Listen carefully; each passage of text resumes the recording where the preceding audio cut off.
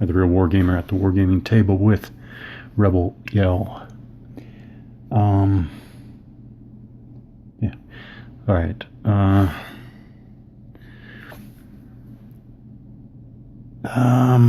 Okay. So when I was thinking back to the Death Ride series, it took me a while to get into Death Ride series, definitely. And there was a certain, not that there was a light bulb that went off exactly, but it was I guess you'd say a steep learning curve for Death Ride. And then once I reached a certain, I guess, height in familiarity with the design, it became incredibly compelling. And just really, deeply satisfying gaming. Okay. Oh, and I know what. And I got to a point where, with the Death Ride series, I felt like saying, on many occasions, I felt like saying, this is what wargaming is all about. That was the Death Ride series. Right here, and I'm just tiptoeing into Rebel Yell here, but I'm hoping and I'm thinking that I'm headed to the same situation. And I will say right now, this looks to be what wargaming is all about. And I'm not going to talk about it here now, because I want to get into play here again. But war games really are, again, I'm not going to talk about it, but war games are war games. War games should not be lumped in with games. War games should not be tied in too strongly to any other format, medium, whatever. War games really should be distinct, and war games should be allowed to develop on their own. Yeah, and I think I'm just starting to think, this is what wargaming is about. Which is obviously very good, very positive. I should say real quickly, because I was reviewing for myself something. Again, I'm not going to go into the detail that I'm not going to go into the detail I used for myself earlier, but what I'm looking at is not here on the screen yet. It is not. I'm very happy that I'm starting with this first, as they say, module 1, really baby step game here, just to really get the movement and the firing and the combat effects down. But what's not on the screen, and what I'm not really talking about, is that as I'm going through this, and as I'm trying to get comfortable with this, I keep, looking forward to the full rules. And let me see if I can remember some of the things. So when my excitement for Rebel Yell is building here, it's not because of this scenario and what's going on right here. It's as I go through this and then I see what's coming, that's what's building the excitement. So we're going to get to cover as an actual a kind of formation. We're going to get to that. We're going to get to ammunition and ammunition resupply. We're going to get to, obviously, not only assault but charging. We're going to get to cavalry and their operations. We're going to get to battle flags and leaders, obviously. So there is, again, looking forward, there's just so much more to come here. Okay, so that's that. I do think I did something wrong.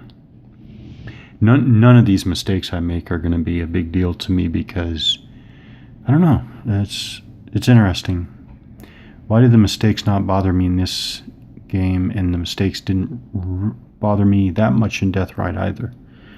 I don't know, I'm sure. But anyways, clearly in black and white it says only the top disorganized unit in a stack may ever attempt to rally.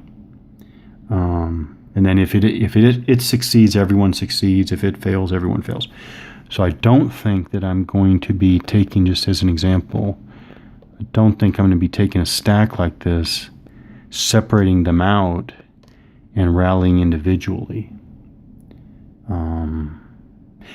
And the reason why this caught my eye again is that, this means that there should not be separate disrupted counters because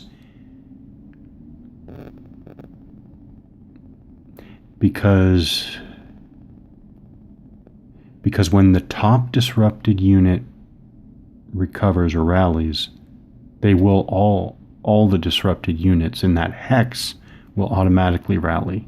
There's no question about that. Now my question is still, and I still have this question, if these guys are in a stack like this, okay, so I took out, there's only one disrupted marker. Again, I'm wondering, and I wonder if I can find in the advanced rules, if a good order unit moves on to the hex, which by the way, the rules say you move on to the hex, you're on the top. But the rules also say you can, let me make sure I get this right. I believe there's also the provision to change stacking order of units in a hex may never be rearranged in an EZOC. Otherwise, a stack may be rearranged only once per action segment. Okay, so that means you can't. So even though it goes on to the top, and then you can say, well, they're distinct, right? Good order and disrupted marker, and everybody below is disrupted. But what if you want to move, for whatever reason, you want to move the good order unit lower in the stack? Then I don't know what's intended there. I really don't. I just don't know. I guess I'll just play and hopefully it just kind of works itself out how it should be done. But I am going to take off these multiple disrupted markers because they really should not be required. Oops, darn, what did I do here? Stacking here all matters. Okay. All right. Is there anybody else? Disrupted. Okay. All right, I think that's okay. But yeah, there's still the. I'm not sure. Still not sure what was meant there. Okay, but move on. So player one. So it should be union actions. There are a lot of opportunities. So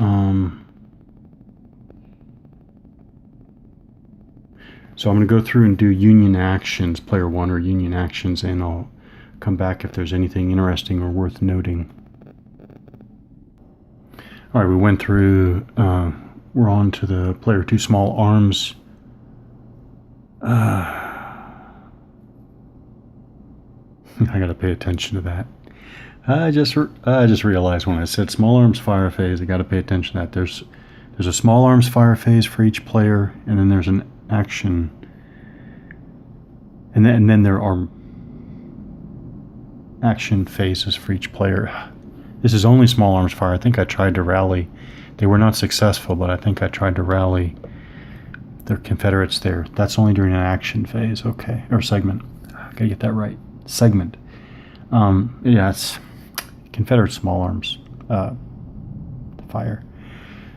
So earlier, the Union rallied some. Even that unit on the end rallied, but now we're in the Confederate small arms fire phase. They started it off by firing and disrupted the Union again on the flank there. All right, now we're here. I think I got my first rout result because they fired on the Union there that already had one organizational hit. They caused a 1 org hit, or 1-0 hit, which meant that they go up to two O hits and they have to do a disorganization check, which, by the way, I should mention this right now. The disorganization check mentions modified morale.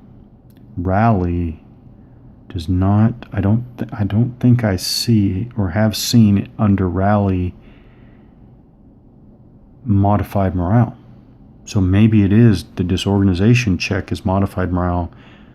The rally is base morale. Maybe.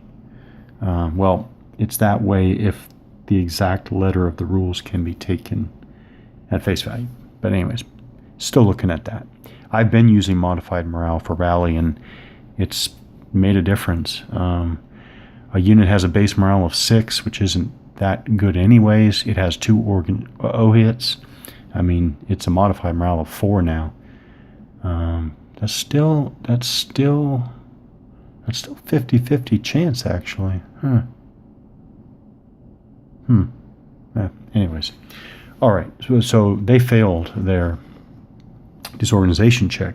So a disrupted unit that fails a disorganization check must route. Retreat the routing unit 3 hexes towards a friendly board edge. Buried by scenario. Okay, so I think this is the first time. So I guess we take our union guy there, union unit. They're not going to have facing while they're routed. I'm going to flip that over to show the routed side. I think they can just go 1, 2, 3.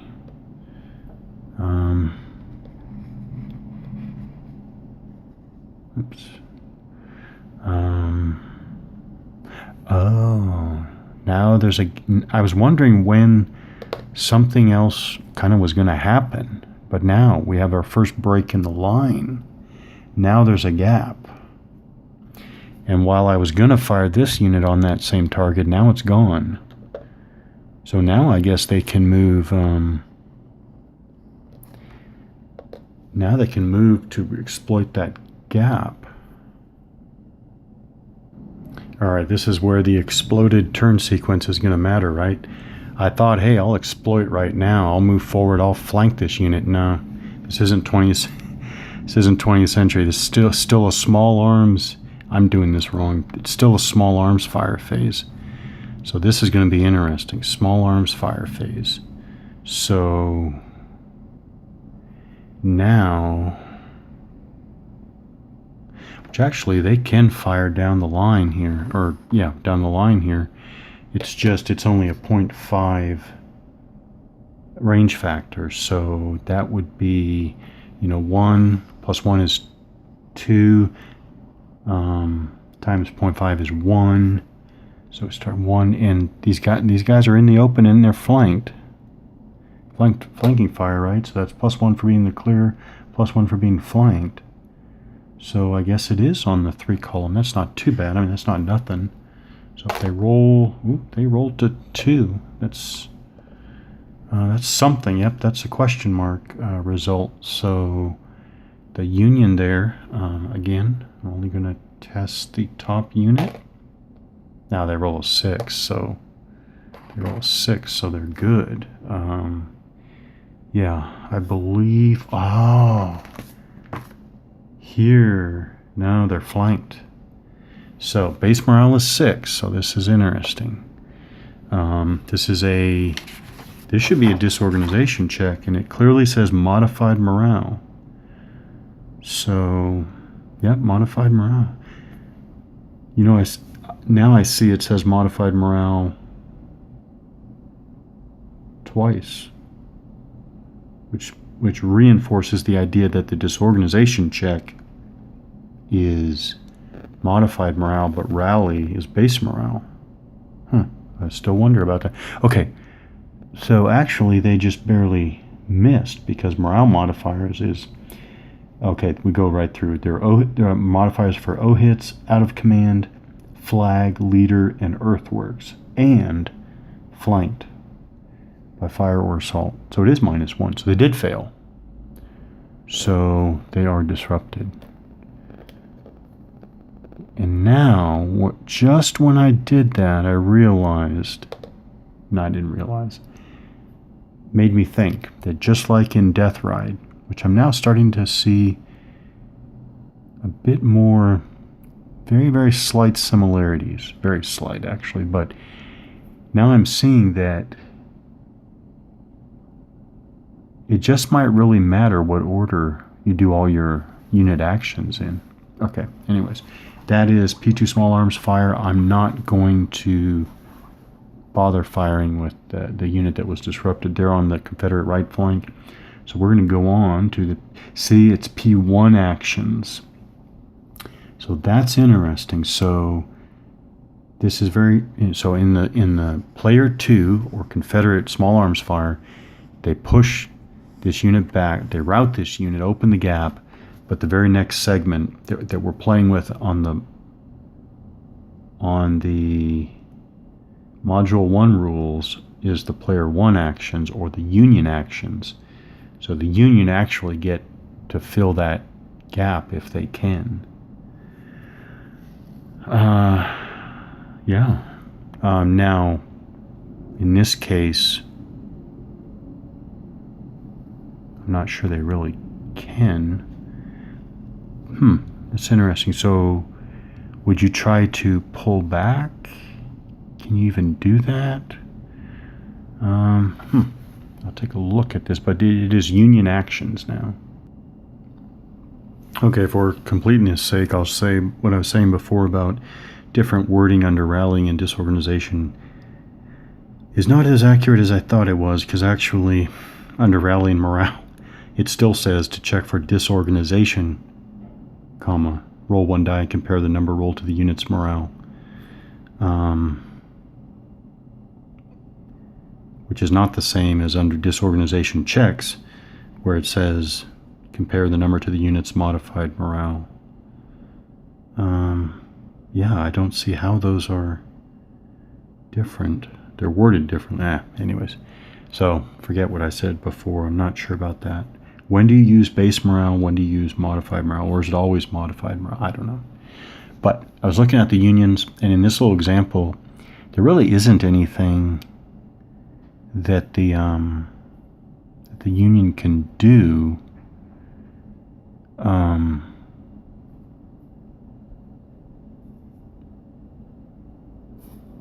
This is P1 actions. Well, anyways, I do see one thing they can do. This is going to be interesting, but they rolled very well. They rolled a 1, which is great, which means that they were able to rally those routed units, which actually, what happens?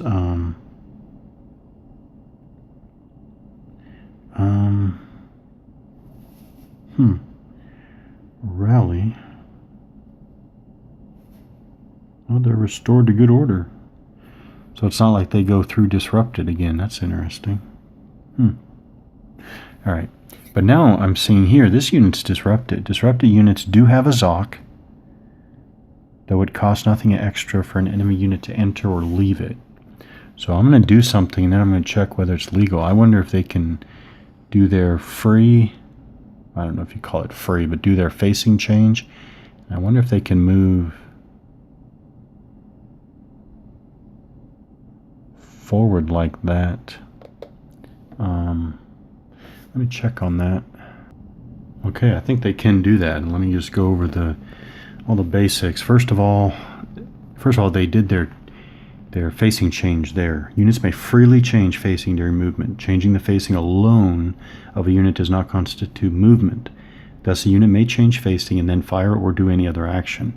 So they changed facing and they moved. Now let's go to zones of control. All combat units except those that are routed exert a zone of control. 6 hex area immediately surrounding a unit is its ZOC. This is one thing I do find strange for a game of this scale and scope, is why the ZOC goes into the rear. But anyways, a unit must cease movement upon entering an enemy zone of control, but well, technically they're going to do that because they move. It is an enemy zone of control, and they stop. Okay, I'm going to continue. Generally, it costs a unit 1 extra movement point to enter or leave an EZOC. It costs nothing extra to enter or leave an EZOC exerted into light woods, or marsh hex. So that's also, let's see,